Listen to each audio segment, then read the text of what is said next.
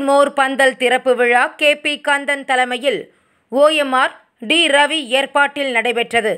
மாண்புமிகு கழக பொதுச் செயலாளர், தமிழ்நாடு சட்டமன்ற எதிர்க்கட்சித் தலைவர் எடப்பாடியார் அவர்களின் ஆணைக்கு இணங்க சென்னை புறநகர் மாவட்டம் சோழிங்கநல்லூர் 195வது வட்ட செயலாளர் ஓ.எம்.ஆர். டி. ரவி ஏற்பாட்டில் நீர்மோர் பந்தலை மாவட்ட கழக செயலாளர், முன்னாள் சட்டமன்ற உறுப்பினர் கே.பி. கந்தன், தென் சென்னை நாடாளுமன்ற தொகுதி கழக வேட்பாளர் டாக்டர் ஜெ. ஜெயவர்தன் ஆகியோர் திறந்து வைத்து மக்களின் எண்ணம் கருதி இளநீர், தர்பூசணி, கிர்னி பழங்களை வழங்கினர்.